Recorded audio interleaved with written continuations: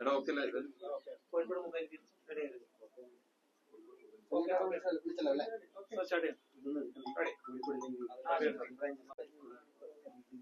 Paper SSCയുടെ +1 question paper leakage case നേരത്തെ എടുത്തിട്ടുള്ളതാണ്. അതിന്റെ 1-ാം പ്രതി ഒഴിച്ച് 2-3 പ്രതികളെ നമ്മൾ നേരത്തെ അറസ്റ്റ് ചെയ്തിട്ടുള്ളതാണ്. അതായത് ഫഹദ്, ജിഷ്ണു എന്ന പേരിലെ അധ്യാപകരെ അറസ്റ്റ് ചെയ്തിട്ടുള്ളതാണ്. ക്വസ്റ്റ്യൻ പേപ്പറിന്റെ സോഴ്സിനെ കുറിച്ചുള്ള അന്വേഷണത്തിലാണ് നമ്മള് സ്കൂളിലെ Mahdi higher secondary school unaided സ്കൂളാണ് മലപ്പുറം ജില്ലയിലെ മേൽമുറിയിലെ അവിടെയുള്ള പ്യൂണിന്റെ കയ്യിൽ നിന്നാണ് ക്വസ്റ്റ്യൻ പേപ്പർ ചോർന്നെന്ന് മനസ്സിലായിട്ടുണ്ട്. അപ്പൊ അതിന്റെ അടിസ്ഥാനത്തിലാണ് ഇന്നലെ വൈകിട്ട് അബ്ദുൽ നാസറിനെ അറസ്റ്റ് ചെയ്തിരുന്നത്.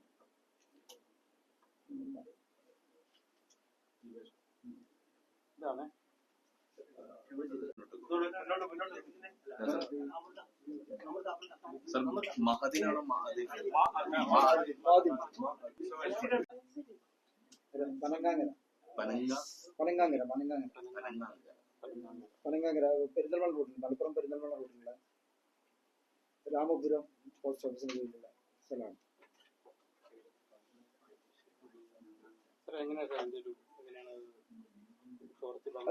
നേരത്തെ നമ്മൾ അറസ്റ്റ് ചെയ്ത് അവിടുത്തെ ഈ സൊല്യൂഷൻസിലെ ഇംഗ്ലീഷ് അധ്യാപകനായിരുന്ന ഷുഹൈബ് മനസ്സിലാണ്. പിന്നെ ഫഹദിനെ പറ്റി നമ്മൾ അന്വേഷിച്ചപ്പോൾ സോഷ്യൽ പറ്റി കൂടുതൽ അന്വേഷിച്ചപ്പോൾ അയാൾ നേരത്തെ ഈ സ്കൂളില് HM ആയിട്ട് പ്രിൻസിപ്പളിലേക്ക് ചാർജിൽ കുറെ കാലം ഉണ്ടായിരുന്നു. കഴിഞ്ഞ ഒരു 4-5 മാസം മുമ്പാണ് അയാൾ സ്കൂളിൽ വിടുന്നത്. ജോലി വിട്ടതിന് ശേഷമാണ് ഇവിടെ ഈ MS സൊല്യൂഷൻസ് ചെയ്യുന്നത്. അപ്പൊ അങ്ങനെ ഒരു സാധ്യത ഉണ്ടല്ലോ. അപ്പൊ അങ്ങനെ നമ്മള് റിസർച്ച് ചെയ്ത് കൂടുതൽ അന്വേഷണം നടത്തിയപ്പോഴാണ് ഈ ഒരു കണക്ഷൻ നമുക്ക് കിട്ടുന്നത്. അപ്പൊ ഇന്നലെ കൊണ്ടുവന്ന് ചോദ്യം ചെയ്തപ്പോ അയാൾ സമ്മതിക്കുകയും ചെയ്തു. അയാള് ഇയാളുടെ ഫോണ് ഫോട്ടോ എടുത്ത് അയച്ചിരിക്കുകയാണ്, വാട്സപ്പ് വഴി അയച്ചിരിക്കുക. അയാൾ ഫോൺ അതിനുശേഷം അയാള് പിന്നെ ഈ അയച്ചിരിക്കുന്ന മെസ്സേജുകളൊക്കെ ഫോട്ടോസൊക്കെ അയാൾ ഡിലീറ്റ് ചെയ്തായി കാണുന്നു. നേരത്തെ നമ്മൾ ഫഹദിനെ അറസ്റ്റ് ചെയ്തപ്പോൾ അവരുടെ ഫോണിൽ നോക്കിയപ്പോഴും അതുപോലെ തന്നെ അവരുടെ ഫോണുകളിലും ഫോർമാറ്റ് ചെയ്തതായി മനസ്സിലാക്കിയിട്ടുണ്ട്. അപ്പോൾ തെളിവ് നശിപ്പിക്കാനുള്ള ഭാഗമായിരുന്നു ആ കൂടി കൂട്ടിച്ചേർക്കേണ്ടി വരും. തെളിവ് നശിപ്പിക്കാനുള്ള ശ്രമം കാരണം അത് കണ്ടുപിടിക്കാൻ സാധ്യതയുണ്ടെന്ന് മനസ്സിലാക്കിയതുകൊണ്ടാണ് അവരുടെ ഫോണുകൾ, രണ്ടുപേരുടെയും ഫോണുകൾ ഫോർമാറ്റ് ചെയ്തതായിട്ട് മനസ്സിലാക്കിയത്. അപ്പൊ ഇയാൾ പറഞ്ഞിരിക്കുന്നത് കൂടുതലായിട്ട് അന്വേഷിക്കേണ്ടതുണ്ട്. ഇയാൾ പറഞ്ഞിരിക്കുന്നത് പിന്നെ സയൻസിന്റെ 4 ക്വസ്റ്റ്യൻ പേപ്പർ അയച്ചു കൊടുക്കുന്ന ആൾ പറഞ്ഞിരിക്കുന്നത് +1 മാത്സ് വരും, അതിൽ ഫിസിക്സ്, കെമിസ്ട്രി, ബയോളജി ഒക്കെ അയച്ചു കൊടുത്തായിട്ടാണ് പറഞ്ഞിരിക്കുന്നത്. പക്ഷെ നമ്മൾ ആയത് സംബന്ധത്തിന് ശേഷം അത് ഇഷ്യൂ ആയതിനു ശേഷം പിന്നെ വീണ്ടും അത് എയർ ചെയ്യാൻ പറ്റിയിട്ടുണ്ടായിരുന്നു.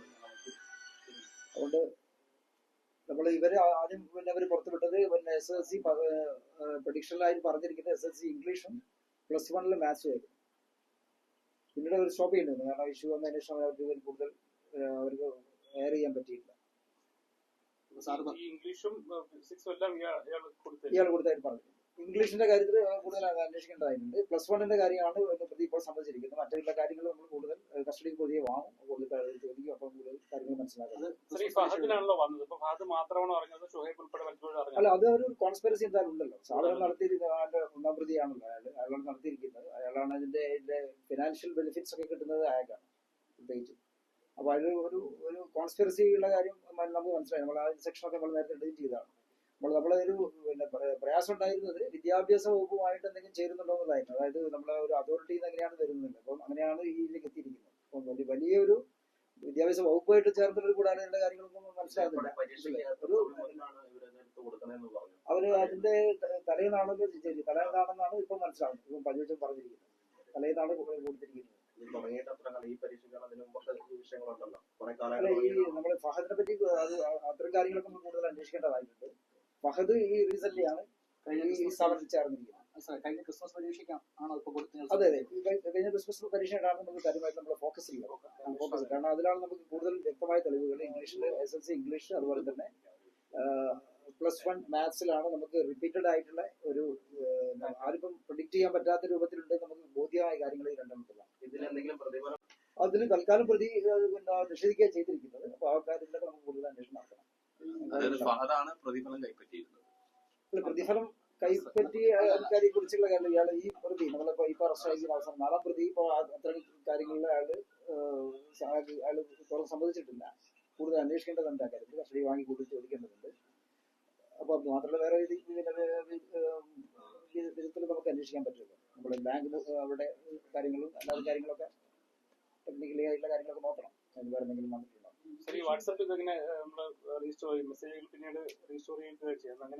അത് നമ്മൾ നോക്കാം. അത് നമ്മൾ ഫോറൻസിക് പരിശോധനയ്ക്ക് വിധേയമാക്കാൻ ഉദ്ദേശിക്കുന്നത്. നാസറിന്റെ രണ്ടുപേരും നമുക്ക് നോക്കാം. നാസറിന്റെ നോക്കാം, അതുപോലെ തന്നെ മറ്റ് നേരത്തെ അറസ്റ്റ് പ്രതികളെ നോക്കാം. അത് നമ്മൾ ഓൾറെഡി എടുത്തിട്ടുണ്ട്. നമ്മൾ ഫോറൻസിക് പരിശോധനയ്ക്ക് അയച്ചിരിക്കുകയാണല്ലോ.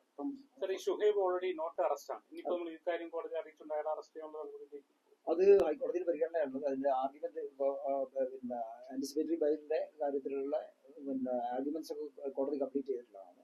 പിന്നെ ഈ ഉടനെ തന്നെ ഈ ആഴ്ച തന്നെ പിന്നെ കോടതി വിധി പറയുന്ന ഡേറ്റ് തീരുമാനിച്ചിട്ടില്ല. അടുത്ത ഡേറ്റിൽ കോടതി അതിന് തീരുമാനം പറയും. ഫഹദ് അബ്ദുൽ നാസർ കണക്ഷൻ ക്ലിയർ ആയല്ലോ. അപ്പം കോൺസ്പിറൻസി സംബന്ധിച്ച് ഒരു പ്രാഥമിക വ്യക്തത നമുക്ക് വന്നല്ലോ. അപ്പൊ അതിനപ്പുറത്തേക്ക് കണക്ഷൻ ഉണ്ടെന്ന് നിങ്ങൾ സമ്മതിച്ചിട്ടുണ്ടോ? പ്രാഥമിക ചോദ്യം ചെയ്യുന്നത് ഫഹദിന് അല്ലാതെ ഏതെങ്കിലും ബന്ധം ഉണ്ടോ എന്ന് പറഞ്ഞിട്ടുണ്ടോ? അതായത് അവിടെ മുൻ എച്ചമായിരുന്നു എന്നുള്ളതിനപ്പുറത്തേക്ക് മറ്റെന്തെങ്കിലും ബന്ധം ഫഹദുമായി പ്രതിക്കുണ്ടോ? അല്ല, ഫഹദ് ദീർഘകാലം അവിടെ അധിപനായിരുന്നല്ലോ. ഇയാൾ നമ്മളിപ്പോ അറസ്റ്റ് ചെയ്തിരിക്കുന്ന പ്രതിയും വർഷങ്ങളായിട്ട് അവിടെ അതെ ജോലി ചെയ്യുന്ന ആളാണ്. ഒരുമിച്ച് സഹപ്രവർത്തകരായിരുന്നല്ലോ. എച്ച് എം പോസ്റ്റ് ഉണ്ടായിരുന്നു.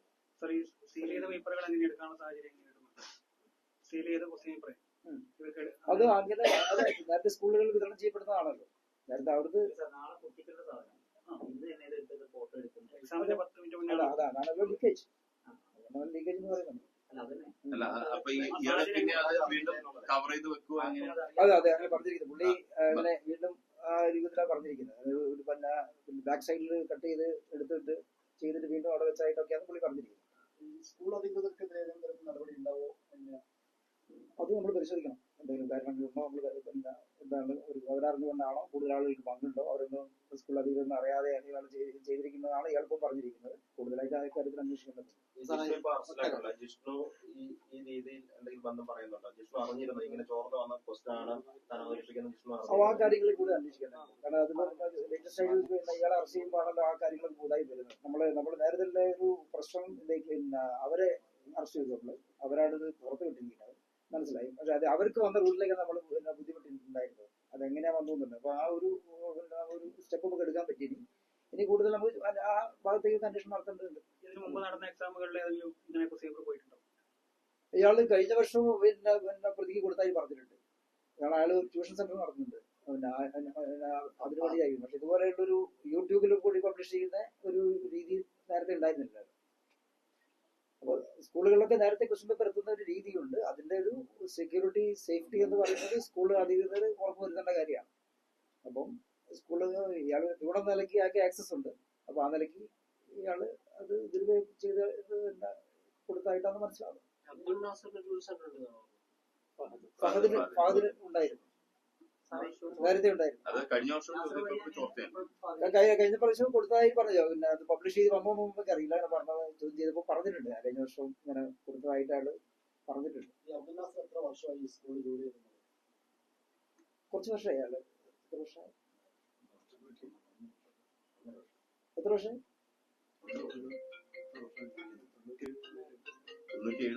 2007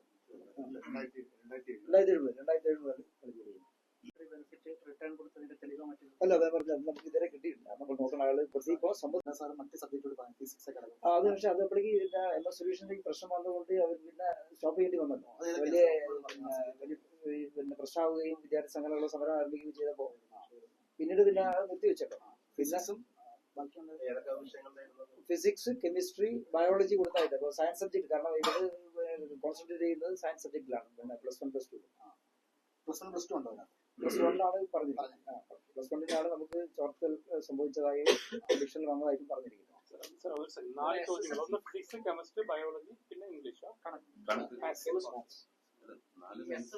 മൂന്ന് വിഷയങ്ങൾ ചോർത്തിയിരുന്നു, പക്ഷെ കൊടുക്കാൻ പറ്റിയില്ല. അതിന് ചിലപ്പം പറഞ്ഞു ഫിസിക്സും കെമിസ്ട്രിയും ബയോളജിയും എടുത്തിരുന്നു, പക്ഷെ ഈ പ്രശ്നം വന്നുകൊണ്ട് കൊടുക്കാൻ പറ്റിയില്ല. അല്ല, നമ്മള് പിന്നെ SSLCയുടെ ഇംഗ്ലീഷും അതുപോലെ തന്നെ +1 മാത്സും ആണ് MS സൊല്യൂഷൻസിൽ പ്രഡിക്ഷനിൽ ചോർത്തപ്പെട്ടതായിട്ട് ആരോപണം വന്നത്.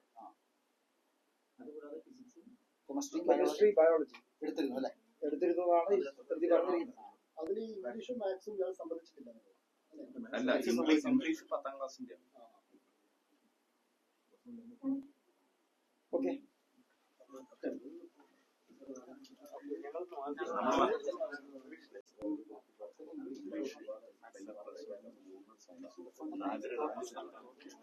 കോടതി നോ അറസ്റ്റ് ഓർഡർ തൽക്കാലം തന്നിരിക്കുകയാണ്. ഒരു ഉത്തരവ് വരെ അറസ്റ്റ് ചെയ്യുന്നില്ല. ആ ഉത്തരവ് നിലയ്ക്കാണ്.